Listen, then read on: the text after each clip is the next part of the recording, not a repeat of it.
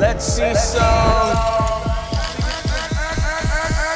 action.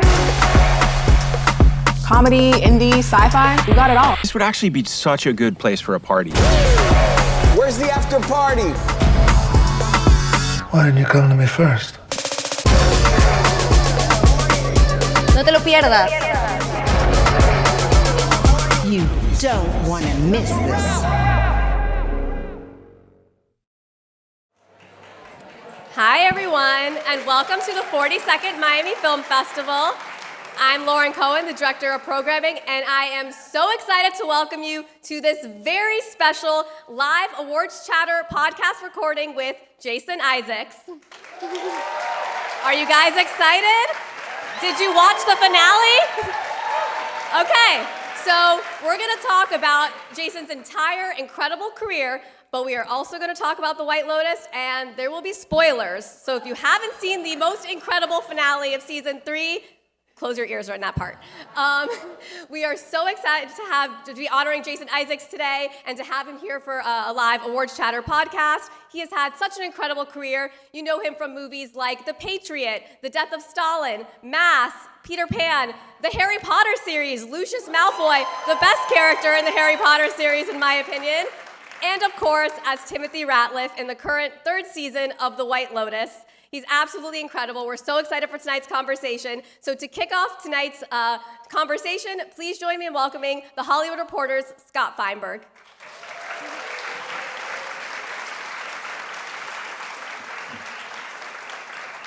Thank you, Lauren, and good evening, everyone. It's great to be back at the Miami Film Festival and to be joined this evening by a wonderful English actor who has been doing outstanding work on stages and screens for some 35 years, but who, I think it's fair to say, has never been more at the center of the global cultural conversation than he has been over the past 2 months, and especially over the past week, during which we have all been devouring the 3rd installment of the HBO series, The White Lotus.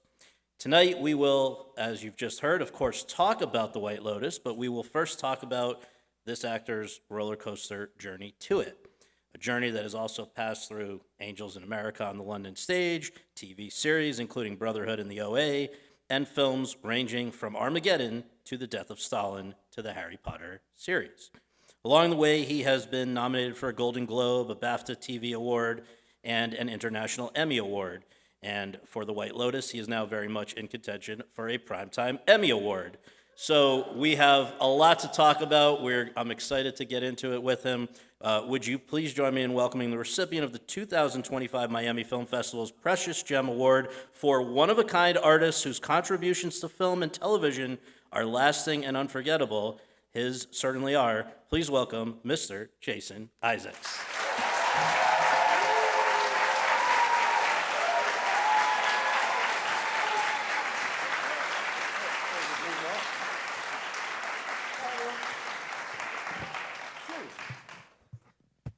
It's quite overwhelming. I feel incredibly old now after this. Yeah, Jesus, yes. Well, 37 years, actually. I left drama school 37 years ago. Well, but you said I've been doing good work for 35, so the first 2 were obviously crap. That's it, Well, thank you for being here in any week, but especially this week. We have a lot going on, in your life. And but let's go back to the very beginning, if we can. Where were you born and raised, and what did your folks do for a living? I'm from Liverpool, England. You may have heard of it. I don't know. When I grew up, I didn't talk like this. This wasn't my accent at all. And I think one of the reasons, who knows why anyone becomes an actor, it's because something went badly wrong in their childhood, obviously. But one of the reasons I think I might have been an actor is that I had an accent. And I talked like that growing up, and then we moved to London when I was 11 years old. And for Liverpool, that's a very mild accent. That you can't really hear that. That's quite posh for Liverpool. I had relatives who talk like that, So all the kids made fun of me at school, and I started a lifelong career of code switching, and I became thick London accent. The modern equivalent would be turning into Jason Statham or something, And then I was a pro skateboarder when I was 14 and 15, and I was one of the only white kids. And I'm glad there's no recordings of it, because I'm pretty sure I would have sounded like Ali G for quite a long time. And I went to university, and I encountered for the first time, the upper classes, English upper classes, and people who were double-barreled names, and they had country houses, and they wore tuxedos to dinner at 18, which is revolting. And within a couple of weeks, I was talking like that as well myself. No, that's really great. And it's, thank God, in the end, I made a career of it. But I think I very early on was so uncomfortable in my own skin and always wanting to fit in with different groups of people that I didn't feel like I belonged in, that I would try and be them and reflect back at them. And that, in the end, led to me being an actor. Now, along the way... It was just a question where I was born. Look at me, I went off on a rest. It's going to be a long night. Settle in. Sorry. I do think, though, not to get too dark too quickly here, but I mean, you've said that growing up in the time and place you did as a Jewish kid, you encountered quite a bit of anti-Semitism, not just but violence. Plenty of it around nowadays as well. Yeah, sure. And also that I wonder, you have said, I think around the same time, that, and I hope it's okay to bring this up, you've been pretty candid about it in your life. Nobody's listening. No, luckily, nobody's got a camera on, apart from these 700 I see pointed at me. But you've said, by 16, you were I love drugs. You're being very gentle about this. I loved being... So in the same way that I tried to fit in anywhere I was, and I was self-conscious about being Jewish, I was self-conscious about being from Liverpool, all these things, I also, because I felt so different to everybody all around me, I loved the effect that drugs had, alcohol originally, then drugs, because it was a level, it was an equalizer. If I was on the floor gurgling and the world was spinning around and you were too, it meant we felt the same thing at the same time. And I liked not being alone with my thoughts. I didn't like, how... the madness between my ears. And so I blotted it out for most of 20 years, as much as I could. And I found contemporaries. I found other people who in the same way want to do the same thing. There was probably a higher contingency of them in the arts because I don't know why, because you're allowed to, because most jobs you get fired, I think. But anyway, no, I loved drugs for a very long time until I was their slave and they weren't giving me any pleasure and weren't doing any of the things that they had helped me with originally. So... if that's what you were gently trying to introduce in some euphemism. Well, no, I mean... I'm not going to get euphemistic tonight, Scott. Let's just hit things on the nose. Well, so, okay, eventually, 1982, you go off to Bristol University, right? I went to study law. And studying law. Right. Now, you, at that time, as you've said, were literally, I guess, stumbled into a different path. How did you wind up getting exposed to the possibility of getting into acting even for the first time? So I went to university, and there were, like I said, all these very posh people. Stunningly, one or two of them, deigned to sleep with me, which I'm staggered by. There was this bacchanalian time as a freshman at university, but everybody was drinking and taking drugs, and I was so out of my comfort zone with these people who all seemed so comfortable with each other. They'd been at boarding schools, and my brother, who had been at Oxford, had done a play. And if you'd asked me a checklist of what things that students should do, one of them was do a play. I didn't know why. I'd never done one before. We didn't go to the theatre. We went to pantomime once a year. So I was drunk in the student union building. Alcohol was subsidized. I think it was maybe like 5 cents a pint or something. I'd poured something down me. And there was a sign saying, "Can you do a northern accent?" And the one thing I knew I could do was a northern accent. That's something I felt very comfortable at. And I went into a room and I read this completely obscene piece, actually. It was an obscene piece about finding I'm sorry if this is distasteful, but it's what it was. It was a piece of a play about finding a used tampon somewhere and making tea out of it or something. Anyway, I had no inhibitions. I was so leglessly drunk, and I could do a northern accent, and they cast me in this play. It was a terrible mistake because I had no idea what acting was, and this director took me home every single night, gave me books on acting, taught me through it, and in the rehearsal room and in those discussions with this director, Julie Hill, for the very first time in my life, I was not worried at all about who I was outside the room, about what I brought to it, how different I felt from other people, because it wasn't about me. It was about trying to build human beings and understand what made them tick, what made them love, hate, fear, be violent, what are the building blocks of human behavior. And I found it absolutely addictively fascinating. I still do. And you had an enforced intimacy with the other people you're doing it with in the rehearsal room. And you had conversations that I wasn't having outside when people were trying to talk to each other or make friends or chat each other up or something. We were having conversations about stuff that felt like it was honest and mattered, and you could be vulnerable in them. And and you had an intimate group of friends, and people would have sex with you. And that was a big plus, and we all got dressed in the dressing room. And of course, we've only got one dressing room, so we can see each other naked. There were all kinds of incentives, but mostly, I wish that was a joke. It's true, but mostly it was the first time in my life I felt like I belonged in a room. It was that. And you went all in, right? I mean, sounds I went like nuts for it. I mean, I basically didn't go into law faculty for 2.5 years. I did play after play after play. I directed them, I wrote them, I took them to the Edinburgh Festival, I went to Fringe at Christmas, and it was all I did when I was at university. And so then, rather than upon graduation going out into the real world, there was an opportunity to continue to do this. That was what you ended up doing at the Royal Central School of Speech and Drama, which has produced a lot of terrific performers. I know there were a number of things of value that came out of that, including your future wife. Yeah. But one of the things I wanted to kind of zero in on is you once talked about a visit there from the director, Peter Chelsom. That's right, yeah. And that really kind of changed your perspective on, there are no small parts in a way, right? Sure. Well, this guy came in to talk to us, and we'd seen him on telly.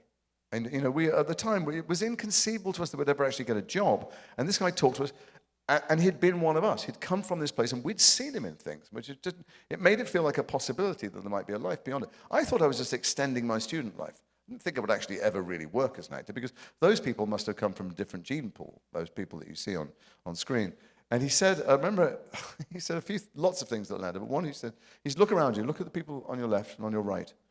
These people that you've been studying with 3 years, these are your competition. These people will leave you in the dust. These will take food out of your mouth. So learn early on that these are the people you need to stab to get where you're going. And I'm like, Jesus Christ, these are my... I looked around and he went, no, I'm joking. These are the people who will be your allies forever. You started out together. Don't ever think that they're ahead of you in the race, or that just because you see them in things or they make more money, that it's a lifetime of doing this job. And whether or not you become famous or wealthy or stuff, you know each other. You really know each other. So cling on to each other. And I have not only clung on to some of them, I married one and had kids with her. So, it was great advice. And also, though, I think one of the things you've talked about, which probably was something you leaned on during years when things were not as wonderful as they are right now, is that I think he said something about that even if you have one line, you better have a whole movie in your mind about what's behind that one line, that was right? Peter, actually. No, he said to us, look, you got one line as the butler. The ambassadors arrived, my lord. Well, you're starring in a movie of the butler's life, and it overlaps with the thing you're being paid for by one line. And it was really... it was smart advice. It was great advice. I think I've probably stolen that and repeated it now when I've gone back and teach, and I won't be able to do it again because they might listen to this podcast. But it is great advice when you've got nothing to do. If you just serve the lead actor or the lead scene, you'll seem like you're serving them. But if you, like famously Brando was sweeping the stage, or Mickey Rourke stealing body heat when they went to get get a bomb from him and stuff. If it feels like you have a life elsewhere, then you will help to make the whole thing feel like it is of life and from life. So coming out of Royal Central in '88, from what I understand, you have a job lined up in the theater, not especially exciting to you, and then here's one of these things that, life could have gone in a totally different direction had one thing not occurred. What happened that was just sort of fateful? So, it's one of a series of incredible pieces of just luck and happenstance and circumstance. And I've got, my phone book is full of incredibly talented people that haven't been quite as lucky as me in terms of profile or money and stuff. And I never think, for instance, being in this magnificent TV show at the moment is a meritocracy. It's not like, you're not in a... If Usain Bolt was the fastest person to run the 100 meters when the 9 other people came behind him.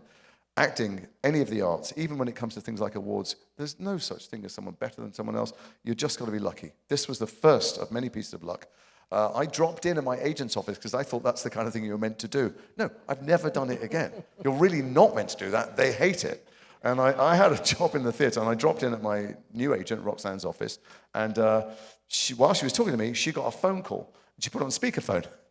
I didn't know what I was doing. She was a baby agent. She didn't know you never go on speakerphone in front of an actor. It's a ridiculous thing to do. And it was a casting director casting this television series, Capital City, and they were on the second round of casting.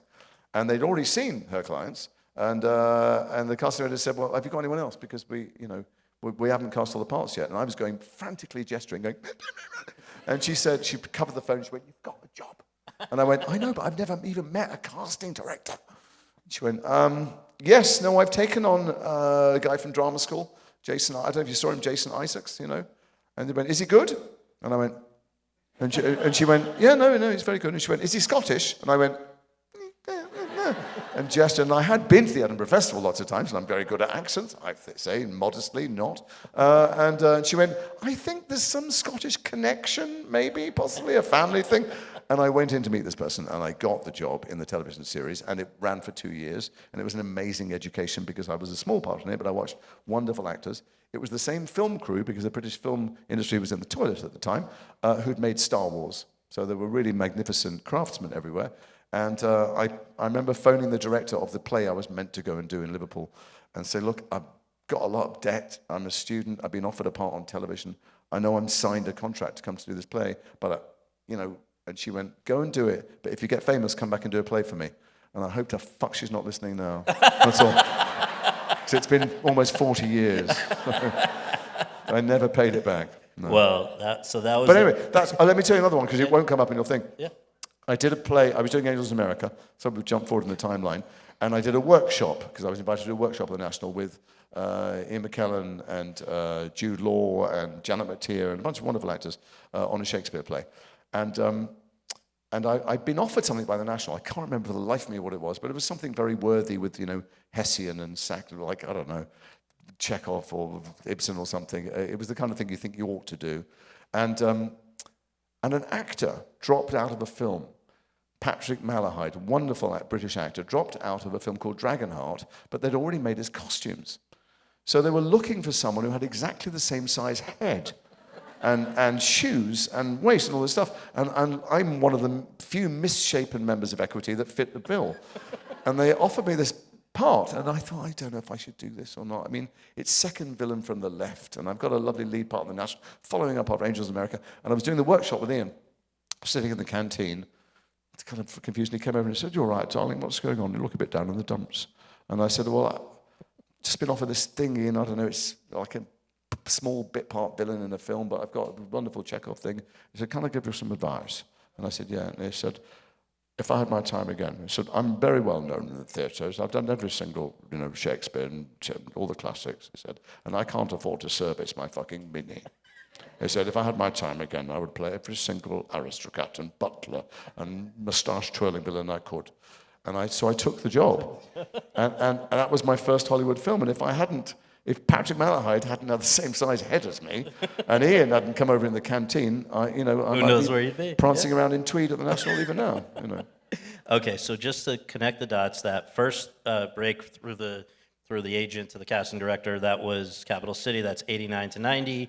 Then first leading role was in Civvies, right? Yeah, it was a huge. That was a huge break for me. It was my first lead, after which I mostly played leads for a long time in a British TV show. Yeah, absolutely. It was interesting, by the way, because the director had only done documentaries and one drama doc, and the casting director phoned me before. She said, "Do me a favor, don't be you. Don't come in and chat as you. Don't be educated and middle class. This guy doesn't really get the transforming thing about actors. Come in as the character." So I came in monosyllabically grunting with stubble on and pretended that it was to play an army veteran with PTSD who'd come back from the Falkland Islands. Pretended that I think I might have said I'd been in the army or my brothers had been in the army. And when he cast me, he was horrified at who I turned out to be. Really, he was very, very upset. He thought I was, Ponzi middle. He said, "You're a fucking Ponzi middle class boy." I said, "I know. I pretend to be other people for a living, Carl. That's what I do." And it was very taxing. He thought he was going to fire me the first day because I arrived and I was chatting to the crew and making friends and jokes. And he said, "Come for a walk with me." And we were shooting in what was appropriately a giant toilet paper factory. And he said, "Walk with me," and I couldn't keep up. And walking around, he said, "I'm going to have to fire you." He's a fucking embarrassment. You're in there making time with people, making jokes. You better be a fucking tough soldier. Got to be a tough soldier. And I went, "All right, Jesus." And the next scene was me kicking the front door of my apartment in. So I did it exactly as I would have done anyway. And he went, "That's what I'm talking about." And I thought, oh, sometimes you've got to fool the directors as well. You know. Okay, and then so that was 1992, and that brings us to that same year, what you have described as still, quote, the artistic highlight of my life, close quote, which Sure. the first British production at the Royal National Theatre of Angels in America. Of Millennium and Perestroika. They'd done Millennium, but Tony Kushner had written Perestroika the first time they did the two plays. Yes. And it was, I mean, I could talk all night just Well, about let's that. just first Did you say- see the play? Did you see the play ever? I of course, but No, not back in the that, day? not The first production, Yeah, so. yeah. And they've done the revival with Andrew Garfield. A quite revival recently. is a history piece. At Yeah. the time we did the plays, At the time, yeah, it yeah. was about the world outside the doors Sure. of the theatre. And it felt like everything you ever want art to be. It was gripping storytelling. It was funny. It was tragically sad. It was provocative. And it changed everybody who saw it. So, just further context, you, young Daniel Craig, young Stephen Delane, right? You're playing Lewis, the guy who is sort of the Tony Kushner stand-in. He is absolutely Tony Right. Kushner standing Right. there, yeah. And I came and hung out with Tony in New York for a few days, and I thought, I was here for 5 minutes and went, oh my God, it is you. You've written yourself in this play. Why was that for you such a impactful thing, but also the fact, you've said you learned everything you needed to know in a way from the director of that production. When I teach acting, which I do sometimes, or even talk about acting, as I'll be doing to the students tomorrow morning, or even on set when people, some of the younger actors going, I don't know what to do with the scene, I only ever come back to the things that happen in that rehearsal room. I didn't learn anything at drama school about acting, I just did some more of it. Because Declan, the director of that, used to stop us in a scene and go, stop, you show me you're angry. And someone would say, no, I am angry. He goes, no, you're showing me you're angry. Make him apologize. He never gave us a specific line. Why don't you stand by the door and say this line? I've worked with other people who try and choreograph you like marionettes or give you line readings or something. Sometimes that's even not a terrible thing to do. Declan only ever said, what are you changing? Change that person. Change the other person. And now, a lot of the best acting I've ever seen in my life has been off camera. When people are on camera, they go, oh, this is the bit where I meant to cry, or this is the bit where it says in the script, he can't believe his, But off camera, they're actually just serving the scene and working with you. And it's something I try and do. And when I'm stuck on something, or I wonder what's going on, or I'm talking to other people, I go, what are you trying to make the other person do, think, feel? What script are you writing in their head? And that's what he did. We rehearsed that mammoth play for 11 weeks or something. He never gave a specific note about anything that we were doing in the scene. He just said, what are you trying to change outside yourself? And if you started to speak, he'd go, don't tell me, show me. And it was still to this day the best acting training I've ever had. Wow. So after that, your profile is obviously bigger than it was before. Around just not long after that is when, as you've said, you got sober. And then... Oh, no, 1998 I got sober. A few years after. There were a few blurred years in between there. I was still working. This is the extraordinary thing about this industry, is you can work, because actors are infantilized by the process. There's people who, where you go to the toilet, and then someone on the radio, 20 people are telling people you've gone to the toilet, which you don't really want to have happen, quite frankly.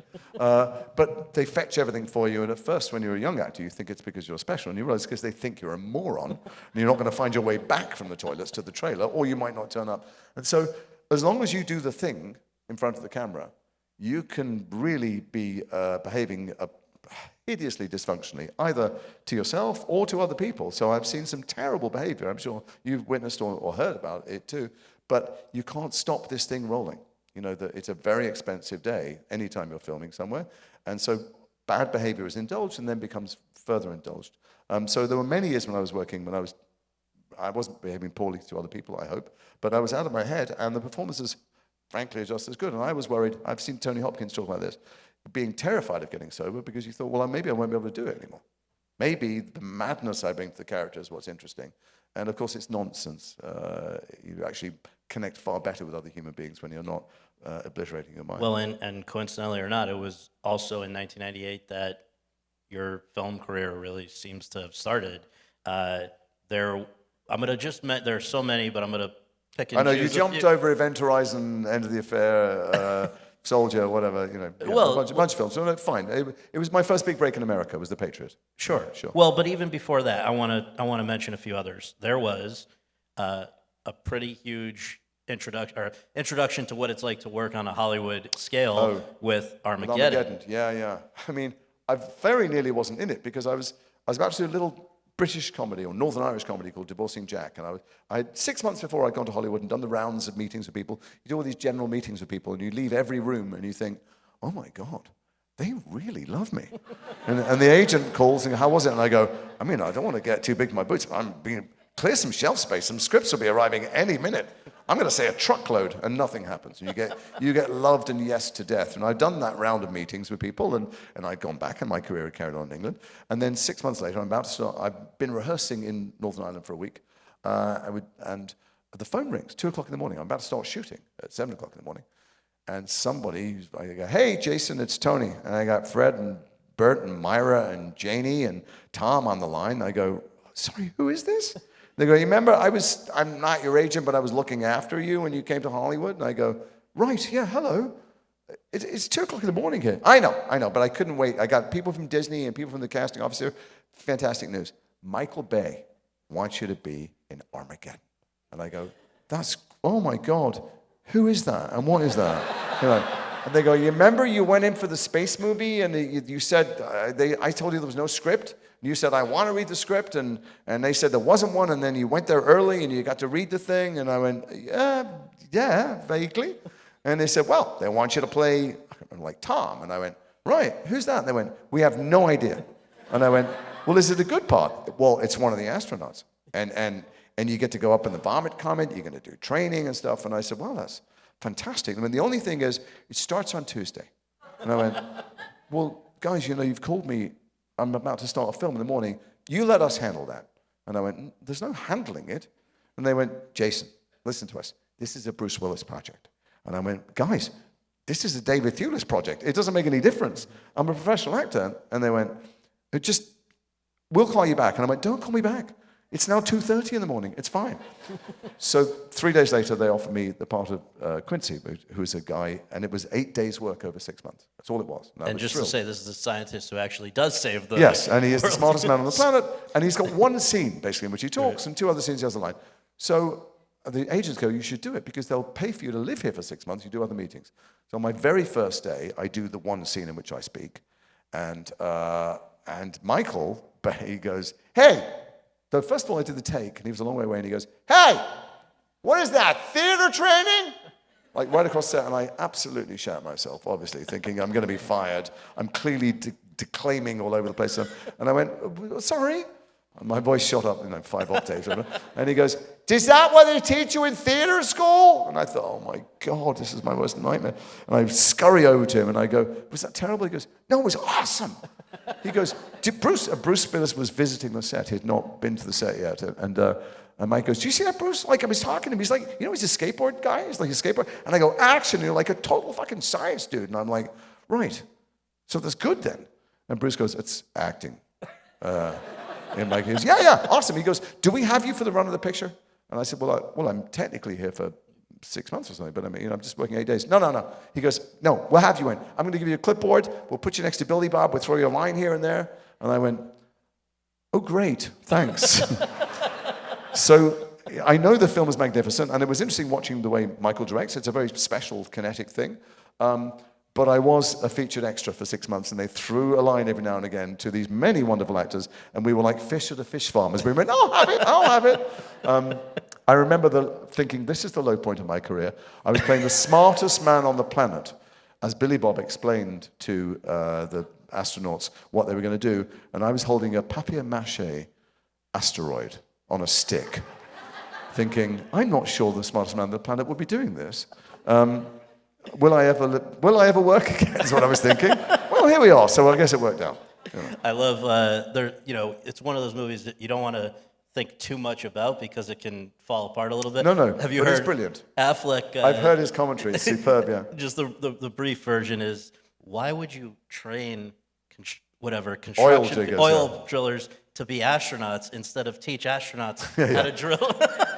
I know. But you know, sometimes films work despite you. Yeah. You know, I remember Roland Emmerich is a friend of mine, since we did The Patriot. And I remember when he was about to do The Day After Tomorrow, and I read the script, and he told me the story, and I'm like, wait a second. The world is subsumed in ice and water, and billions of people have died. And Dennis Quaid says to Jake Gyllenhaal, hold on in the library, I'm coming to get you. What's he going to do when he gets there? And Roland went, that's not the point, it's a quest. And he's absolutely right. The film works. He understands how film and magic works. You think, I want you to get there. You don't stop to think, how's he going to reverse a global superstorm? You know. So, 98 Armageddon, 99 The End of the Affair, Ray Fiennes, another good Neil Jordan directing. And then 2000, as you mentioned, The Patriot. Yeah. That was a very big break for me. And you are playing, just to remind folks, the antagonist. Well, it depends where you stand on child murder, you know. Truly obviously in Britain, sadistic. he's the hero, but I know what you're saying. Yeah. Very, very sadistic British man during the Revolutionary War. This is General... Trying to get the war won quickly. You're very judgmental, but yes. Colonel Tavington, you submitted a tape, you get this part, you're up there with Mel Gibson. It was on offer to Jude Law. After Jude Law. And they only made me make a tape to make Jude sign, which he didn't do. God bless him to this day. And which I thanked him for many times. Yeah. I love one of the things I read, which was that years later, correct me if I'm wrong, of course, but you see Mel Gibson, he said, Rabbi Gibson, nice to see you. Yes, I did. I was invited to a charity thing to raise money. And I said, you know, Mel's said some controversial things since I've seen him last. And they went, it'll raise money for charity. And I saw him I went to the thing because he said he would go if I would go, and they raised money for great causes. And he went, Jace, across the crowd. And I went, Rabbi Gibson! And he went, to be fair, you know, the thing about Mel is, obviously we've all read or seen the controversial things he's done and said, but people ask me what he's like, just like they asked me what Alan Rickman was like, or Daniel Radcliffe, or anybody, you know, or what's a Parker like, or something, you know, or Patrick Schwarzenegger. Nobody's a sentence. Nobody is a single sentence. Mel is many things. He's charming, he's self-deprecating, he has extreme views on some things, then other times he doesn't have those views. If he wasn't globally famous and his words didn't reach many people who might act on them stupidly, he'd just be your friend that sometimes said things you really violently disagree with. But he's not someone I can sum up in a sentence. It would be easy to do that, but it would be wrong. Right. 2001, Ridley Scott's Black Hawk Down. It's a steady stream of pretty major filmmakers, high-profile films, and then it brings us to a moment that really was a big decision for you, because if you signed up to do this next thing, it was going to be years of... No. I didn't sign any option. There was no option. No one knew when I made Chamber of Secrets, when they were making number 2, that they'd be making number 3 or number 4. Number 1 had been a success, but we've all seen film sequences where the second one doesn't work and then they just stop. Okay, so I didn't sign an option or anything. Just obviously, we're talking now Harry Potter, Lucius Malfoy, the father... Thanks very much. ...of his nemesis. So I have to say I milk this, because this time next year there's going to be another Lucius Malfoy, and he's going to be fantastic, and I'll be long forgotten. So I am savouring every round of applause I get. No, it's not me. It's not me trying fishing for compliments or more applause. I'm just saying they are making the TV series, and it will be brilliant. And I will be, you know, just like I'm now last season's White Lotus actor, I will be the last iteration of Lucius Malfoy, and that's fine by me. I've had a good run. Now, let's start, first of all, were those your natural flowing locks? No, I mean, here's the story. Unfortunately, I think it's gone viral on the internet, so everyone here, and there's nobody in this room that doesn't know this story, but the original concept for him was him being a businessman in just a Wall Street suit with, you know, short black hair. And I went in a month early for the director to have a look at me, and I was absolutely bricking it, frankly, because all my favorite actors were in it already. And Alan Rickman was in it, who had not that far, long before, been a genius villain in Die Hard, and as the sheriff of Nottingham, stole the film off Kevin Costner. So I thought, what am I going to do to try and be in any way memorable? And it's certainly not dressing like this dude. So when I went to the makeup department, I said, can I have that wig? I don't know, people listening to the audio podcast will not be aware that some facsimile of myself has just walked in the room. I said, can I have a wig? And they said, well, Richard Harris has got a wig. And I went, there's only one wig in this film? That's just, seriously. And they said, well, he's got a very expensive wig. It's from the guy in Bristol who makes them. I go, we'll get a cheaper one. Can I just show the director a wig? And they said, well, we haven't got anything. And I took this like Bako foil thing, like not a proper wig, I put it on my head, went to the costume department, and they had these sketches of a guy in a pinstripe suit. And I said, I really don't think he wants to dress like a muggle. And also, they said, but he works, doesn't he? He works in the Ministry of Magic. And I went, no, he doesn't work. He's rich. He doesn't need to work. And they went, okay, well, I mean, the directors approved these sketches. I said, I know, but can I try and show him something else? And they said, well, we've got nothing else to show him. And there was a length of cloth, like a curtain, and I wrapped it around myself, and I went down to the set, and he was shooting the pixie scene from Gilderoy Lockhart thing, which is the part that I'd auditioned for originally and not got. The one that Ken Branagh played. Yeah. That I was still quite bitter about not playing, but I was trying to get over it. And they said, Jamie, love you, Jamie, said, Chris, Jason's here for a look. He looked right past me and he went, where? And I said, it's me. And he looked at me with, he's a lovely man with the most generous version of complete horror he could muster. And he went, what are you wearing? What's that on your head? And I said, well, it will be. Picture it, if you will, as a long blonde wig. And he went, why? And I said, because he doesn't want to have his hair cut like a muggle, and he's got a blonde son. He goes, okay. Did you see the sketches? And I went, I saw them. I'll do whatever you like, but it's just a suggestion. He goes, is that a curtain? And I go, it is now, but picture it as velvet and fur and ermine and something like this gentleman in the front row is wearing, And he said, okay, is there anything else? And I said, yes. It's just a thought. I was thinking I could have a cane with a snake at the top, and my wand could come out of my cane like a sword stick. And he went, no. Okay, so here's the thing. I don't know if you saw the first film. I said, no, I saw it. He goes, that's the conceit is we don't know where the wands come from. They just appear from nowhere. And I said, I know. I was thinking mine could appear from my cane. And God bless him, he tilted his head to one side, took a look at me. I looked at an absolute mess, and he went, I think the toy guys are going to love you. and he let me do all that stuff. And all that stuff, I swear to you, was just utter terror of sharing a screen with Alan Rickman. That's, and I think creativity often comes from anxiety and insecurity and fear, Well, in this case, it ended up being 6 films over however many. I mean, the first one... 8 years or something like that? Years. I mean, people think that I was there a lot. I think the adults were there a lot. I think Michael Gambon was there and Alan was there a lot. I was barely there. I went off and made many other films and TV series during it. David Heyman, who's the producer, was incredibly generous about scheduling around other people's work. Now taking over the Bond franchise. Yeah, now taking over the Bond, yeah. But for you, would you so on the one hand, this is a massive, everybody in the world's going to see these movies, even if it is only a few months a year that you're working on. I guess the question is, did it create or preclude more opportunities? That's a really perceptive question. Actually, it knocked out things because of the schedule, because they would phone in January and go, we need you for 3 weeks in February, a day in May, all of October, and 2 days in December. And you're like, well, that's kind of tricky. And I lost some other jobs, but maybe I also got other jobs because of it.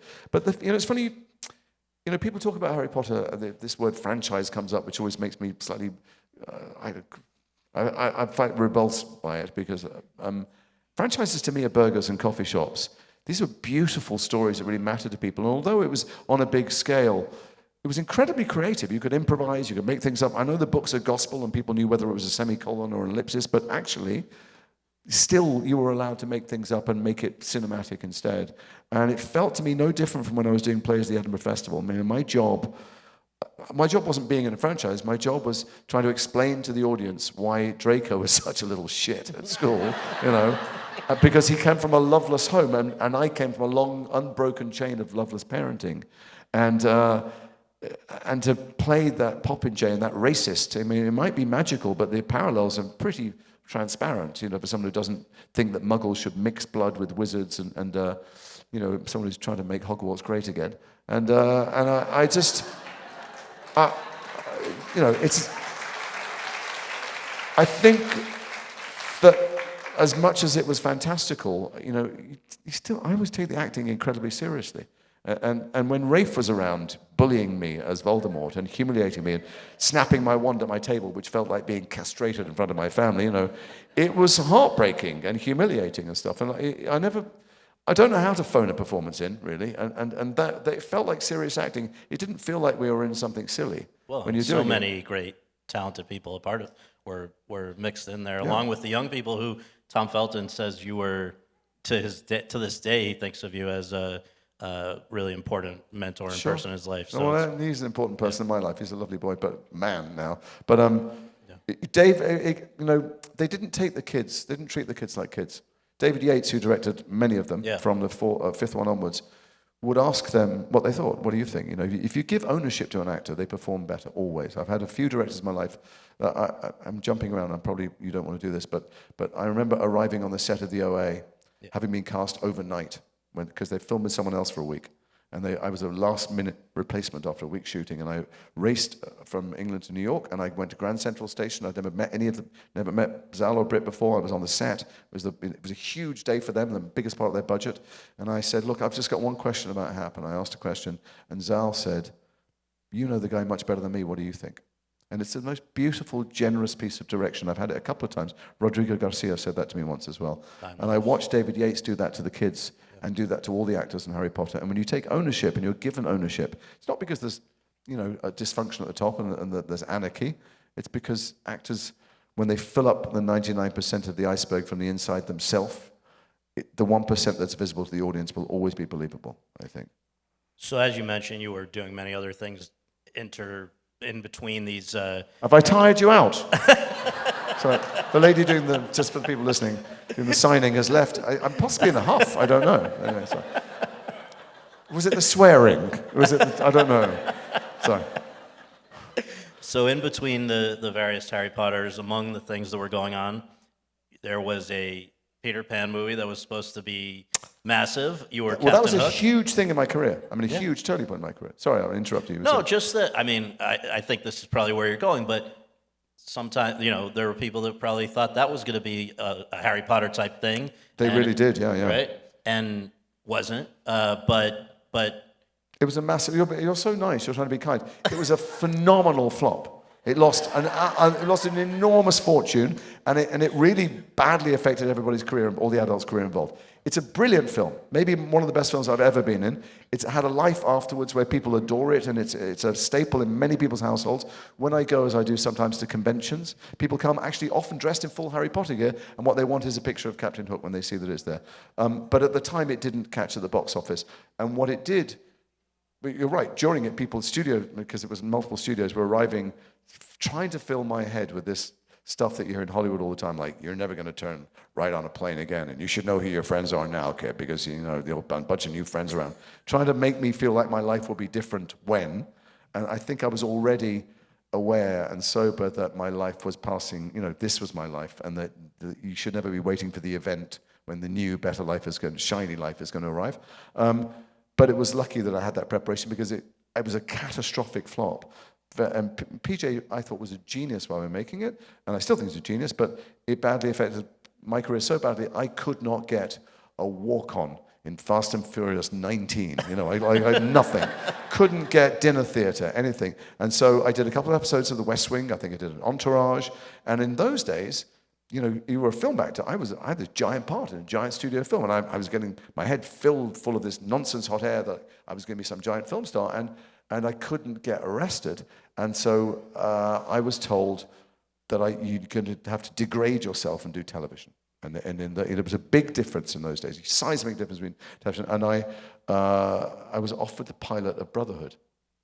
And, it read brilliantly. It was superb, but it did, and it was a big decision to me. Like, I thought I was going to be a film star. Well, I'm going to have to come to terms with it.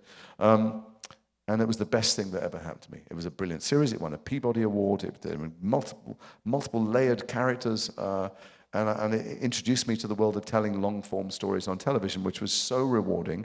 And really, I've met, not that there aren't many talented people in films, but films have one shot. They open on a Friday, and they can, as many of mine have, they close on a Monday. Or I still make lots of independent films. Maybe we'll talk about some of them. Yep. But, they're a roll of the dice. I make them for the journey. I make them because I love the process of exploring human beings and stories.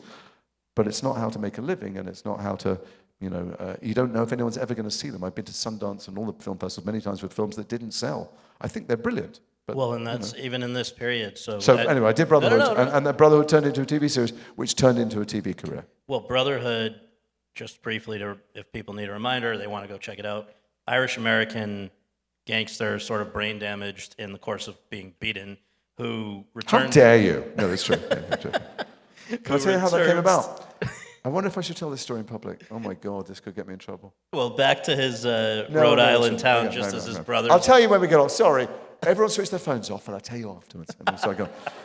Anyway, yeah. No, so that was a big. It wasn't necessarily the most watched, but it was certainly well received. It's and that, one of it was yeah. one of those things I've done in my life. If you pick carefully, I don't know how many people in this room want to work in this industry or do work in this industry. Do you mind a show of hands? Is that pathetic? Do you mind? Okay, there's loads of you. Great. There's times in my life where I've been offered all the acronyms, the NCISs and CISs and Without a Traces, and all, those equivalent shows. They're very gripping and they have huge audiences. And God knows it. I think maybe it would be nice to have that kind of money. I don't know. But I've always just tried to pursue interesting storytellers and interesting stories and complicated human beings that hold the mirror up to nature. And, Brotherhood was one of them. And if you keep following your nose for good material, you may not make a fortune and have the big house on the hill, but some part of you, at least, when they fail, knows that you went for the right thing. Because a couple of times in my life, I've gone for it's time to do a really commercial TV series. And when they get cancelled, you think, I didn't want to do it in the first place. What was I doing that for? So, I loved Brotherhood. And it was one of those many things I've done which have fantastic reviews, fantastic critical reception. Doesn't really catch fire critically, but I love them, and I'm glad that I did them. Well, and just now, also jumping around a bit, but as you brought up the OA, this is a show that... That was a single whoop for the OA. Thanks so much, whoever you are. No, I wasn't pathetically trawling for a round of applause, but thank you very much. People who love it, though, it's amazing because I could be reading a post about elections in Australia, and there's somebody in the comments that is pissed that the OA is not still on. So, do you know, first of all, it wasn't a kind of small-scale cult thing. It had many tens of millions of people around the world watching it all the time. It was a corporate decision. Netflix had just had, I think, this is what I've been told, they just had an earnings call where their subscriber base had gone down, so their share price went down, so they had to prove they were fiscally sound. They cut a whole range of series, and including ours, which was a very, very popular show. I love it. I still want to keep making it. Zal and Britt, who I speak to all the time, also we want to finish those stories because I think more people have come up to me to talk about the OA in the last 5 years than anything else, including Harry Potter and The White Lotus. It's affected people so deeply personally. It's such a human story. They're such brilliant storytellers and so idiosyncratic or so unique in their approach to telling stories that it really moved people a lot. And it moved mostly younger people. Millennials and Gen Zs, and they're dying to see it. So we haven't given up hope of making it again. But anyway, it's a trip. To me, it's a reminder. If I just keep following the talented people and the interesting stories, I will have a life that will feel worthwhile professionally. Yeah.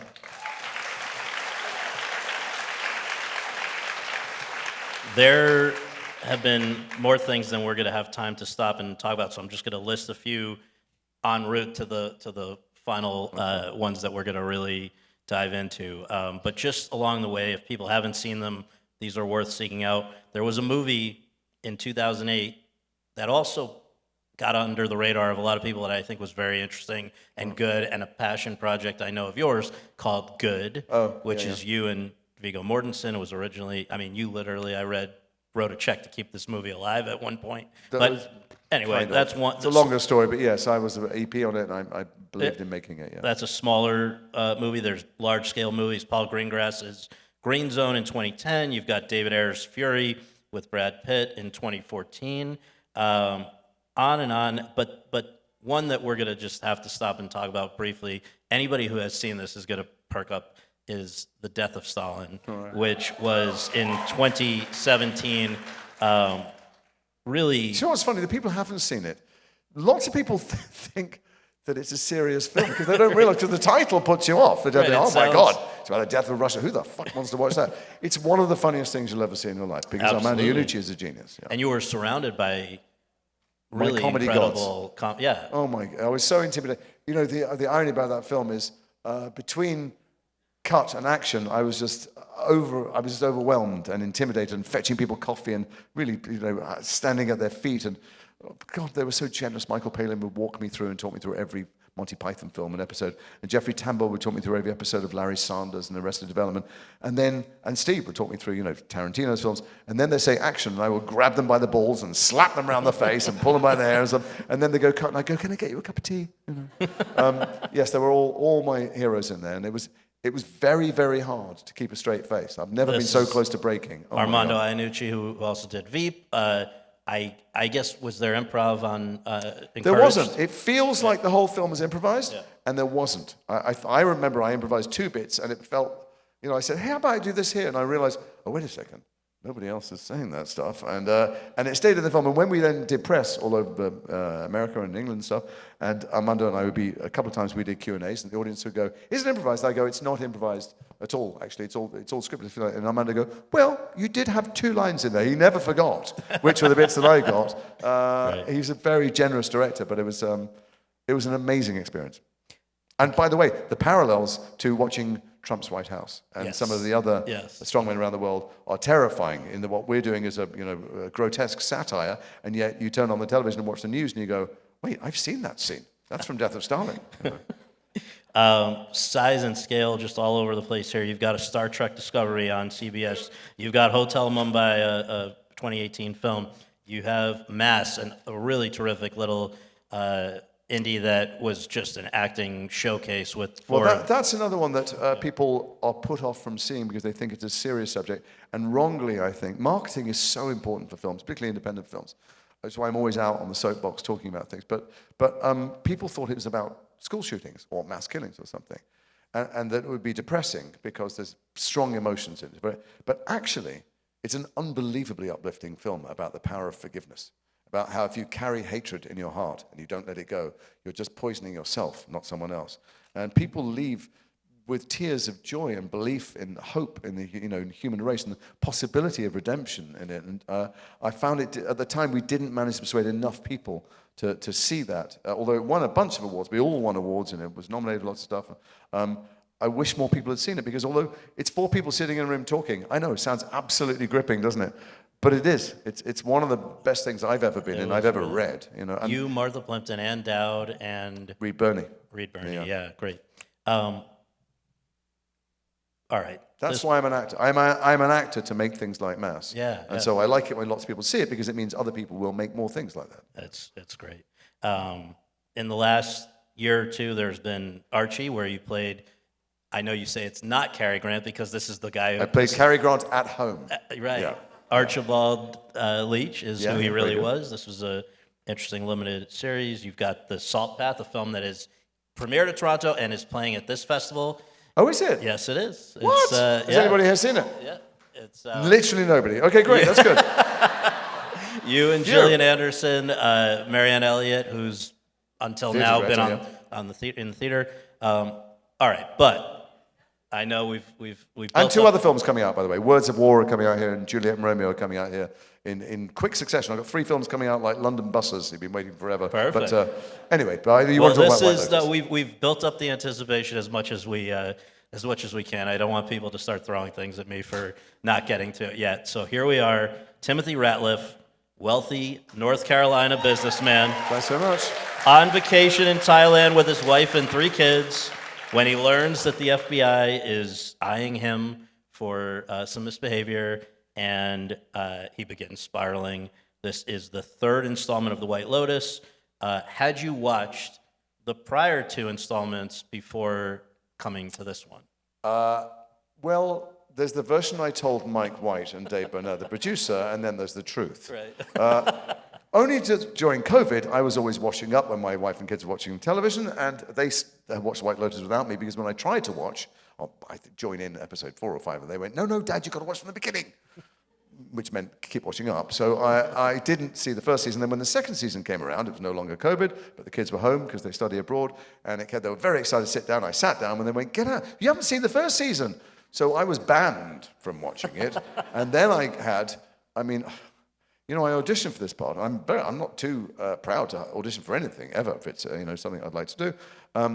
But I was in New York and I was publicizing Archie, in which I am the star playing Cary Grant, and I had to walk to the casting director's office through Times Square, where my face was 1,000 foot high on multiple billboards into a room where I bumbled and stumbled and put myself on tape like the same nervous, blushing idiot I always was when I did it. So it's just, it was a lovely, humbling exercise. And I told Dave, the producer, who I'd spoke to on the phone as prep for this thing, that it was my favorite TV show, and it was a work of genius. And I thought there was nobody working alive who did what Mike did so well. By the way, I was a big fan of Mike White's. I'd followed Mike's career. I was at Sundance with a different film when he made Chuck and Buck, and I knew what a great writer he was.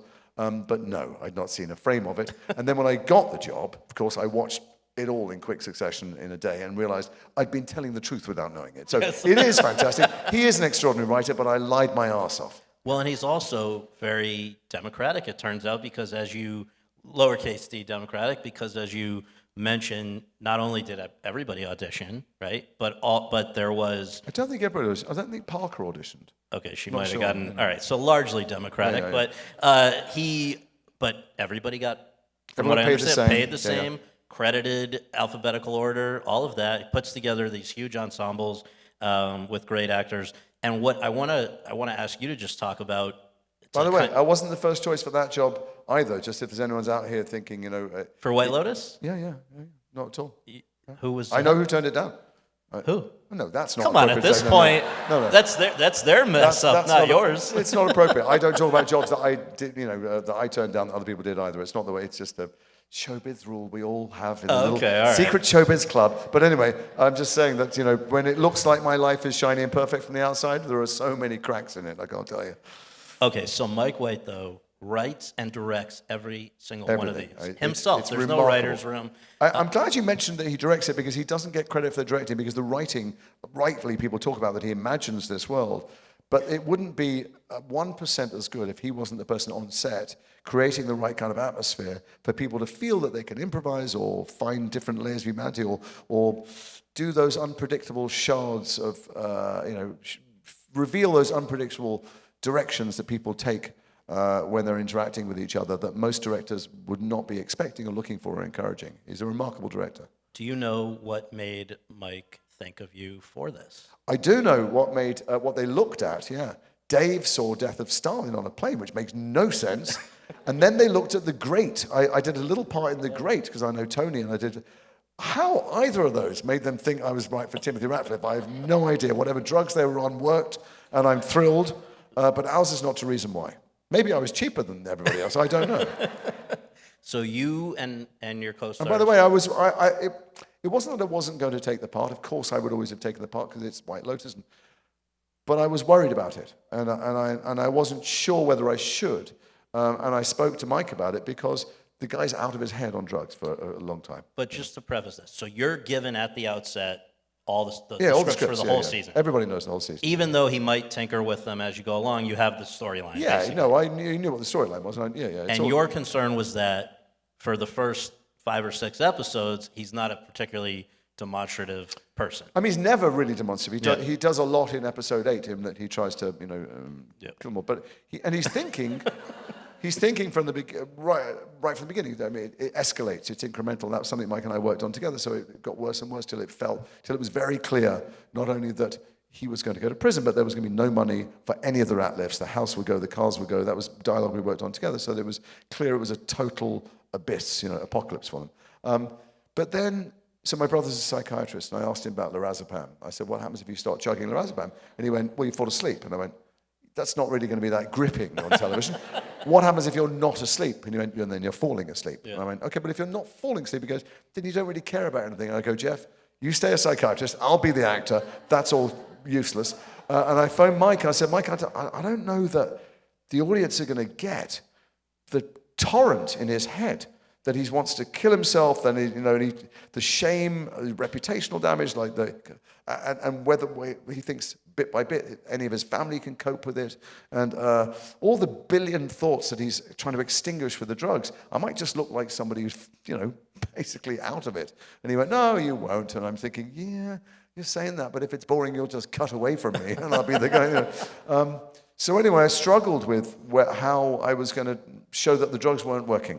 They were just amplifying the what problem. Was your and wait for episode 8. Strategy of how you were gonna deal with this? What is acting? I mean, it's different things in different jobs sometimes, but mostly it's being a different person. Being a person in a situation. It sounds easy or simple. It's just sometimes harder to do because the things you're drawing upon are so hard. And if you don't have words, I had to have his thoughts. I had to be in that dark, lonely, terrified place. But it's not a single mood. This is a guy who's never not come up with a solution. People with money and power get out of shit. They get pardoned by their friends, or they clog things up in court. He's never not been able to get out of something, but he can't get out of this. And when they get on the boat at the end of the week, everything, the apocalypse is coming for them.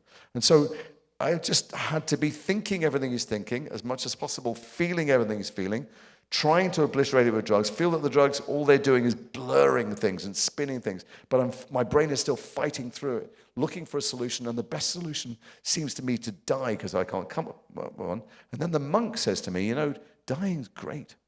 He says, dying, you're reunited. And for the first time, this is why I think Mike's writing is so much richer than it appears at first examination. This is the guy, he set it in Thailand because people go there seeking spiritual enlightenment. Or rich people go there wanting to rent it for an hour or two at a time or something, wear it as a bracelet. Tim Ratliff has no interest in any of that shit. Just right at the beginning, I go, you know what? I'm just going to work out. He's going to work out. He's going to overeat. He's going to ogle girls. That's what he's going to do. And he, of all the characters, is the one who is absolutely stripped bare to his soul of everything that made him who he was. And so in those moments, in that time when I'm just maybe to some people looking out of it, I'm facing the most existential dilemma of who am I and who have I been, and why did I always feel the need to be better than everybody else and try and keep myself better and above. I don't want to be better than anyone else. And when the monk gives me license, says, you know what, if you die, you don't have to do that anymore. You can just be at one with humanity. And although it's both beautiful, that scene, it's license for him to kill himself, and then one by one, as the family go, I can't cope, in his drug-addled state, he thinks, I need to kill them too. And funnily enough, we had a screening on the finale the other night, a big screening in Los Angeles. And I obviously am experiencing it as a tragic thing for him. And there's a bit where Piper comes back from the monastery, and my hope is she's going to be fine because she doesn't need material goods. She goes, I am a princess, and I need the same thing. And it pans over to me, and I go, oh, God. And it got this huge laugh from the audience. I'm like, I remember thinking, I'm going to have to kill my little girl. I'm thinking, why are you all laughing? And that's Mike's genius to juxtapose those things. But so I don't know what I did. I don't know if it worked for everybody, but I tried to be a man experiencing these things and be stripped down to my bare soul, and then get to a point where everyone needs to die, and then think love is bigger than this, and they will be fine. And they will be fine because they, like me, will be stripped bare, and they don't realize it, but they are also laboring under this yoke of elitism and their privilege, and actually they'll be better off.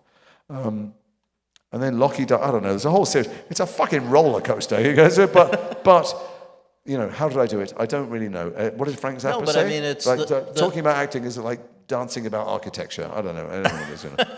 No, but I think the as the observer, maybe it's easier to just step back and be impressed that it's so much harder to have to do it without words, in a zombified state of sorts. And I just think, it's like silent film acting or something. It's not something we get to see that much anymore. And the drugs don't help, I have to say. If you're thinking anybody's going through a terrible time in your life, do not obliterate your brain with lorazepam. I can tell you from the front line, it's not a great help.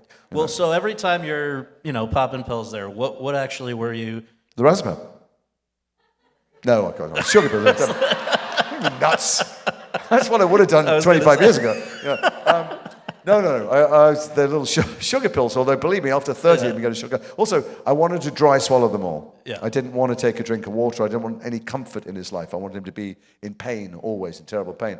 But you know what? It ain't that much fun in 100-degree heat, dry swallowing like 50 pills in a row till the focus is right. So one of the things that I think we have to talk about is the fact that, the way that Mike shoots these is everybody goes to the location, I think on each season, and you're all living where you're filming. Well, no, that's not true. In Italy, people could go home a lot because they were closer. We're in Thailand. It's you don't pop home for the weekend from Thailand. Right. But so you and Parker Posey, who's playing your wife, and Patrick Schwarzenegger and Sam Nivola and Sarah Catherine Hook. People forget, and all the crew and all the admin staff and all the execs and stuff. Everybody's there in the hotel. It's a interesting, it's an interesting place to be.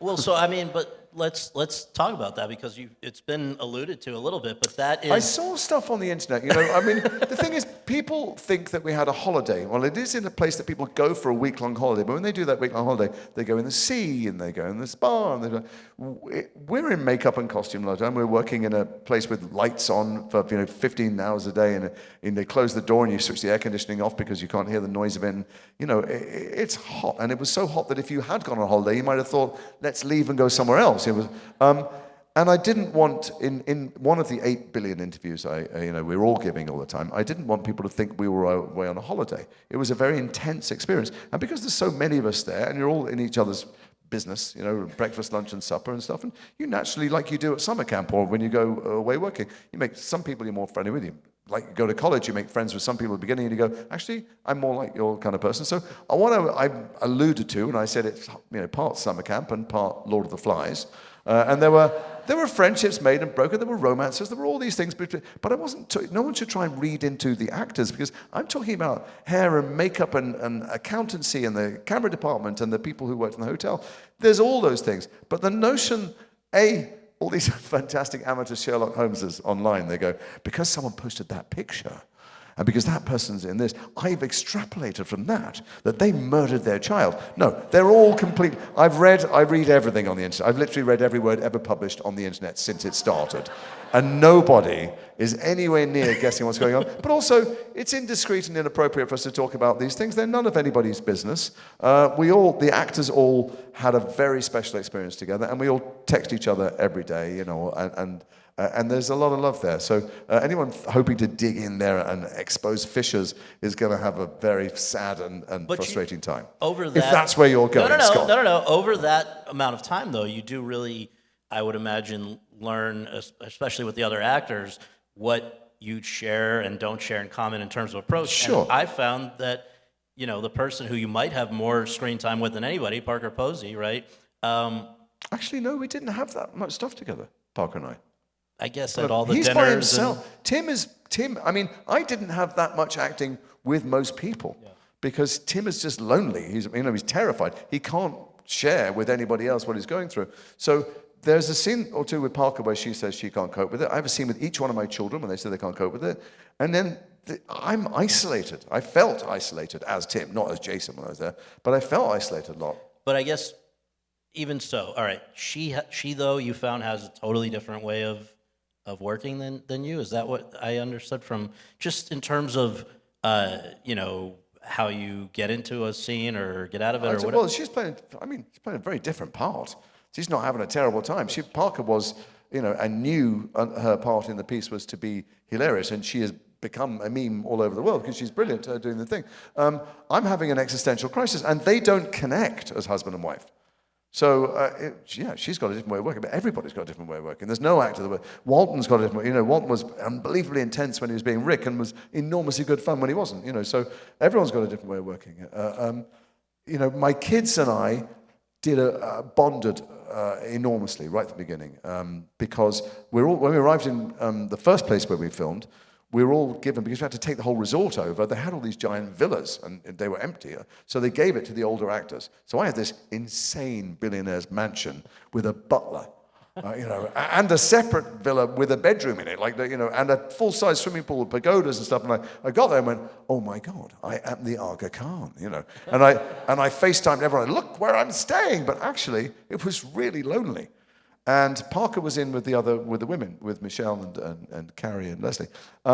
So, God bless them, Patrick, Sam, and Sarah Catherine came and kept me company every day, and we played cards, we watched movies, we laughed, we ate, we started going on trips together, and we became a unit, and I felt like they were my kids. I mean, they looked at me, I'm sure, and thought that they were my parent, because I'm more childish than any of them, but we became very close over the course of the thing. And then over the course of 7 months, you become close to other people. But the initial bonding that's where it was, and it stayed. And, to this day, every day, I'm so proud. Pathetic. This is pathetic. I'm going to make myself sick. I'm so proud of what they did in the show. Each one of them had moments of just magnificence. They shine so brilliant, and it's going great for them now. And I take this paternal interest in. In fact, when my own 2 daughters came to visit Thailand, and we were talking about what to do, every day. They came for a few weeks. I said, "Let's go out with the kids tonight." And they went, "Dad, we're your kids."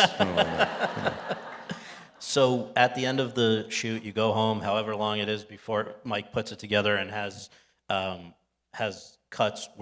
Did you see it before, or you watched it with the rest of us? No, so we saw little bits of it when we did ADR, because there's so much noise there. I can't tell you the numbers of animals. These little cicadas, those animals, they deafening. I mean, to put fingers where there's a crescendo 3 or 4 times a day. And then somebody told us that's when they're becoming romantically involved with each other. They last a very long time, impressively for small creatures. But you can't shoot, it's definitely. And even frogs the size of your thumb are like Pavarotti, So we're doing a lot of ADR. So I saw bits of ADR. And then they sent us 6 of them. That's all we got you saw it, right? Yeah. And what was really interesting was watching 6 back to back. I thought, it's interesting how he moves, the pace that he moves. And then when it was broadcast, watching them again, I realized that Mike, everybody knows he's fabulous at what he does, and these words like genius and brilliant and bandied around, and I use them and I mean them. But watching it week by week, he realized he did something else that people don't give him credit for.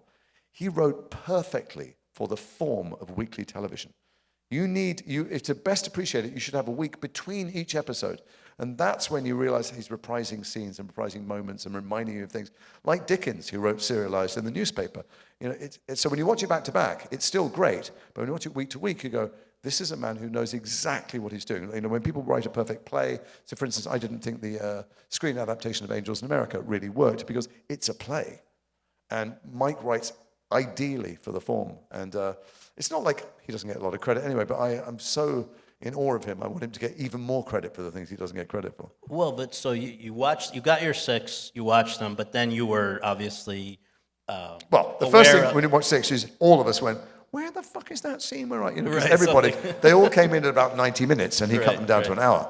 So everyone's like, wait a second, that can't be the final cut. Mike, why isn't the bit where Well, we've heard about some of them. We've heard that there was a Piper Zion romance. We've heard that's a storyline that went, I think, not just for time, but because it felt like the wrong tone for the last episode. But what was the hardest one for you to see gone of yours? Tim's not exactly a laugh riot.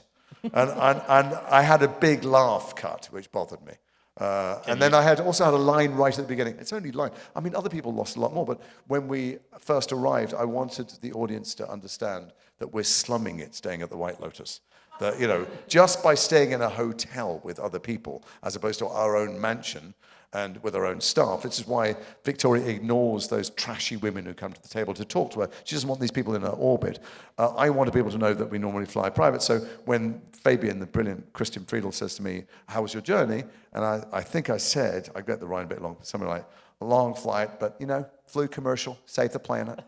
And I made the line up, and Mike liked it, and we kept it in, it stayed in for a long time, and it was cut, and I'm like, I wanted that so much.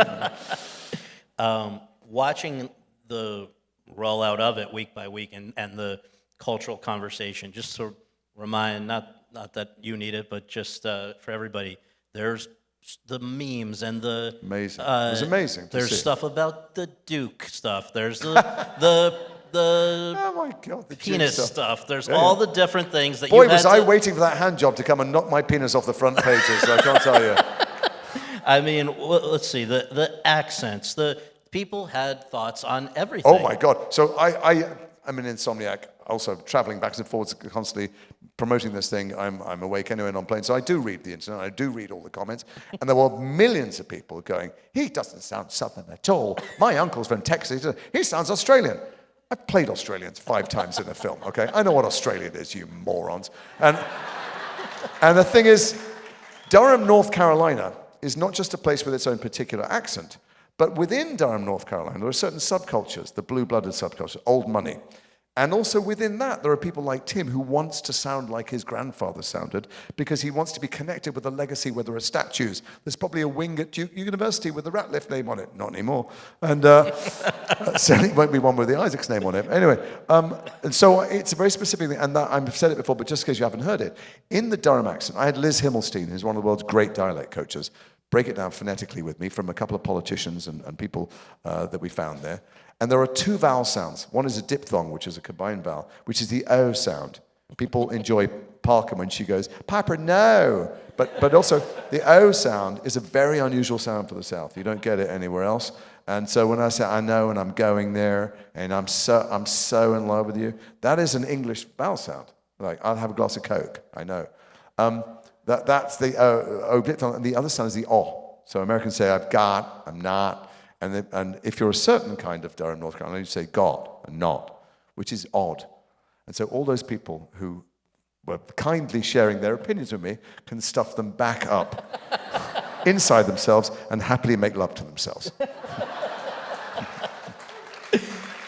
So, almost at the end here. By the way, some lovely people drove from North Carolina to see me 2 weeks ago at the convention, just to tell me I got the accent right and to bring me some Duke t-shirts, weirdly enough, which I will be wearing whenever there are cameras around for the rest of my life. So, I mean, as we've covered thoroughly here, I mean, you've been a part of some massive things over the years in one way or another. There was Armageddon, there was Harry Potter, we could just go on and on and on. But I always, they might be 10 cameras on the set, might be one camera on the set, it might be an iPhone. It's always the same thing. Can I make a human being that you recognize? Can I fill it up from the inside so that what's visible through that lens looks like someone that you recognize and you understand why they're being them? So even there's no difference. Honestly, there's no difference on a Harry Potter film from being in mass. Well, I guess what I'm driving at though is to be at the center of something that everybody is watching and talking about. I mean, it's hard to put metrics on these things, but there are, I mean, things out there like. It felt gigantic. It felt like nothing I've ever experienced before, even like Harry Potter, because Harry Potter is a particular demographic, but where we've been all over the world, granted we're inside the bubble, it's felt like literally everything taking breath on the planet, including, I don't know, lizards, but everyone's watching and talking about the White Lotus.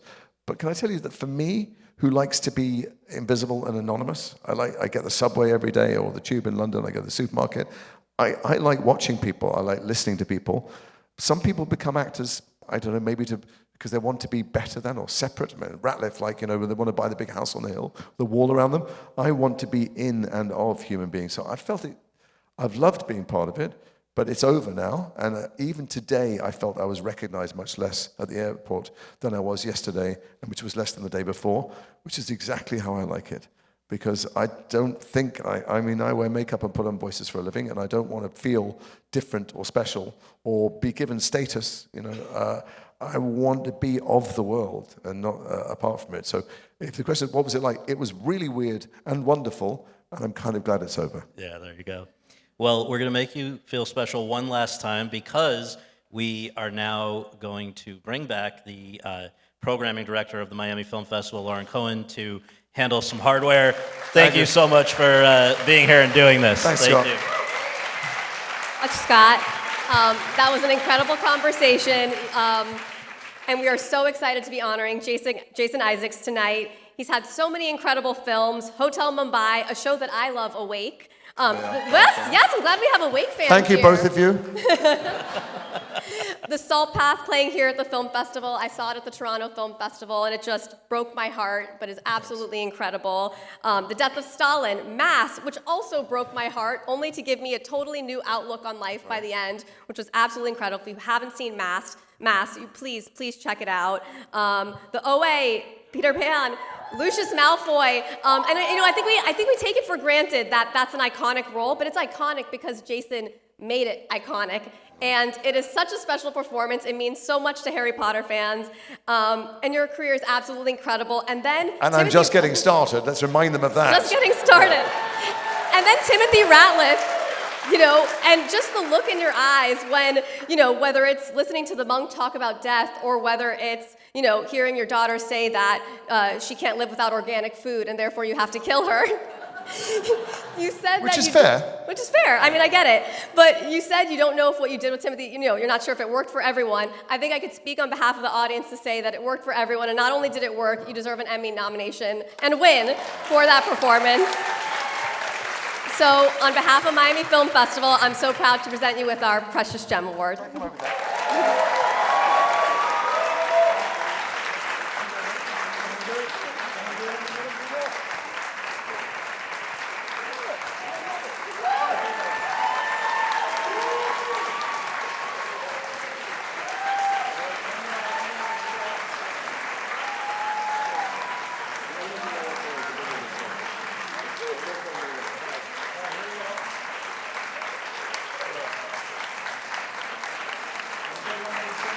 I just leave the award, take a picture of the award by itself. So the only thing I want more is a Wimbledon trophy, and I don't give a tennis. Thank you very much. The only thing I won was a recorder concert when I was 11. This is going to go up proudly on the shelf alongside that.